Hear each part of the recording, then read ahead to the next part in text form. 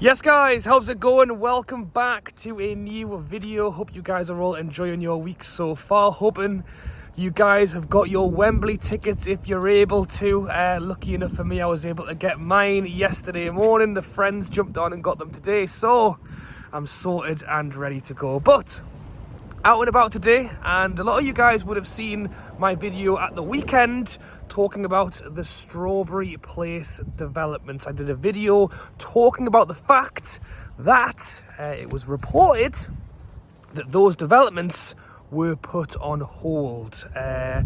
Lots of different information coming out on that one, with local Labour MP Chi Onwurah raising what she believed to be reasons against the development. The North of the Tyne Combined Councils reportedly pulled their £3.5 million investment in the development, and generally it was understood that that brought things to a halt, and there was a big question mark over what was going to happen next. I also said in that video that if there was a chance or a time for Newcastle United and the Newcastle owners to step in and potentially buy the land, now would be the time. Which brings us to today, with the Daily Mail reporting that Newcastle United have in fact now bought the Strawberry Place land right next to St James's Park, which for a lot of Newcastle fans is a big thumbs up.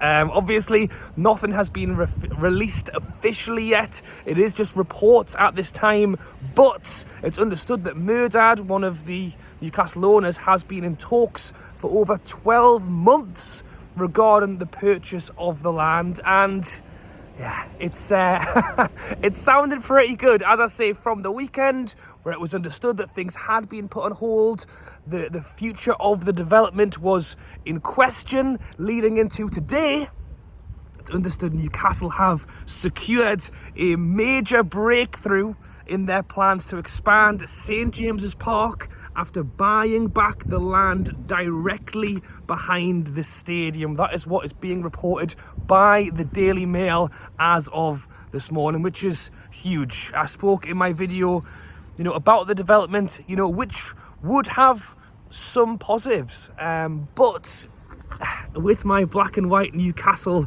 glasses on, the big thing for me was wanting to preserve the land for Newcastle United, wanting to use the land for potential future expansion of St James's Park, wanting to use the land to benefit the club. Yes, the developments themselves would have brought positives, and there's nothing that I've got against the developers. It is a high quality piece of land sat in the middle of Newcastle city centre. Any company, any developer is going to want to build on it. There's loads of money to be made there, but as I've said, as someone with my black and white Newcastle glasses on, I would much rather it be used by the club instead. And as I've said, that is what the news is this morning. Reported that Newcastle have gone ahead and bought back the land. Now, the article goes on to talk about both long-term and short-term goals for the land, which is very exciting. As you imagine, the long-term goals are to expand James's Park, to try and get as many fans inside of that stadium as possible, and having that land gives us the best chance to increase the stadium capacity. With new technologies and with what's available these days, there is still technically a chance there could be expansion without needing to use the full area outside of St James's Park. We've seen the old Atletico Madrid stadium, where they were able to build over the road in order to extend the stadium, which is something Newcastle could look at doing. That road will still be a problem for the club. It is a main road. It pretty much links the RVI, the hospitals, to the rest of Newcastle city centre. So to just totally build over that, we would have to look at options of where to move it, but that goes back to why it's so important to have that piece of land, because it would allow us to potentially move the road back, move the road forward.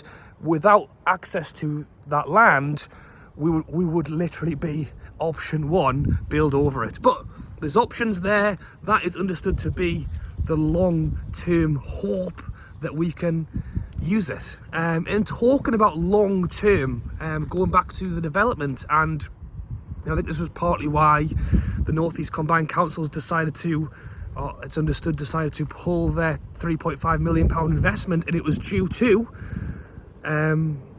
short-term versus long-term for me. In the short-term, building up these new blocks, flats, hotels, is something that will create jobs. It will create revenue. But for me, in the long-term aspect of St James's Park, is that you want it to remain a city centre stadium.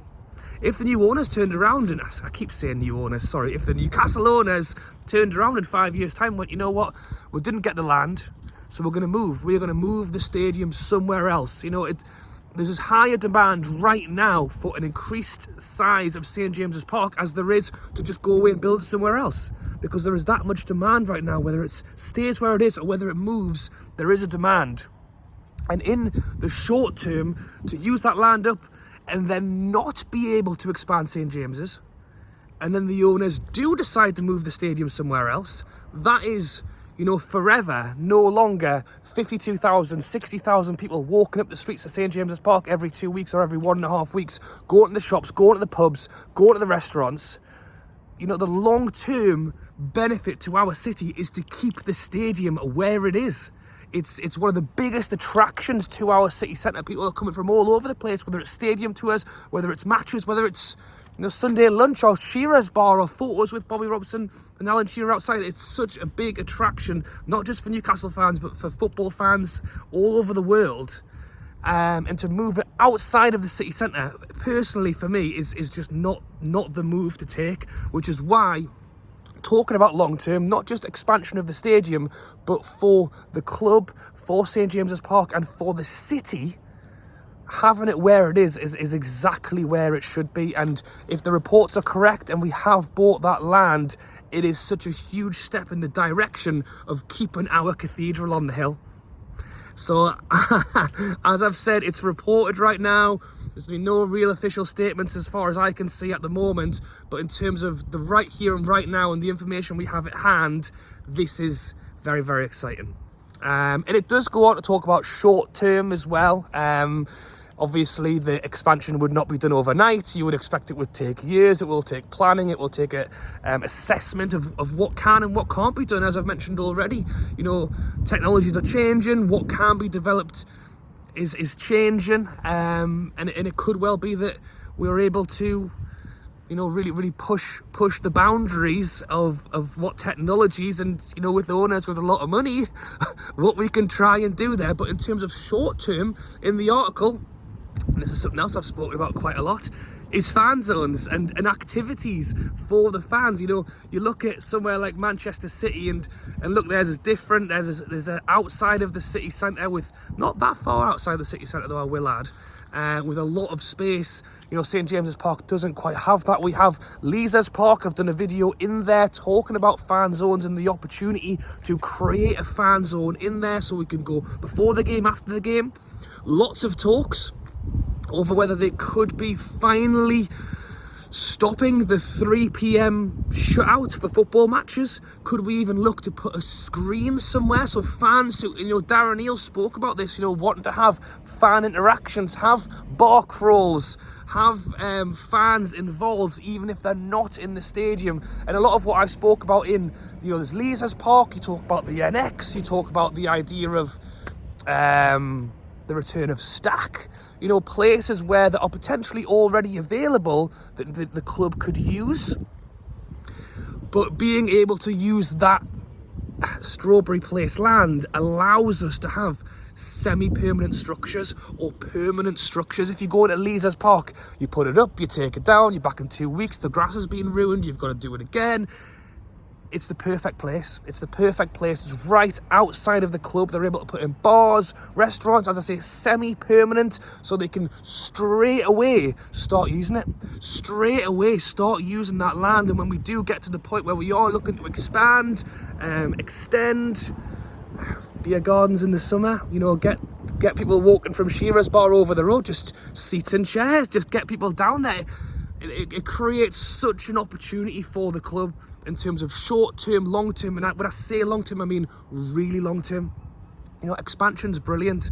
Get more people in that stadium, get safe standing in, that'll add more people as well. You talk about that in the long term of 5, 6, 7, 8 years, 10 years. I'm talking about 20 years in terms of keeping the stadium where it is. And at the end of the day, there may come a time where people do start to look at, would moving the stadium be better or worse? But right now, I think this is a really big step in staying where we are, keeping the cathedral on the hill, and adding to it and making it as good as it can be. Alright guys, thanks for watching as always. I hope you have enjoyed this quite impromptu video while I was out and about today, but I thought I had to jump on. If you did not check out my video the other day of me actually at St James's Park going through what has happened with the development in recent years, when it was sold, when it was bought, what the plans look like, be sure to go and check that video out. Literally 3 days later and there's been another update, but it's a good one. Alright guys, thanks for watching. If you're still watching right now and you haven't subscribed yet, please hit that big red button. We're doing really well at the moment on the channel, getting close to 40,000 subscribers, and I do have a big 40,000 subscriber special planned as well, so be sure to look out for that if we get there. Thanks for watching guys, and I'll catch you later.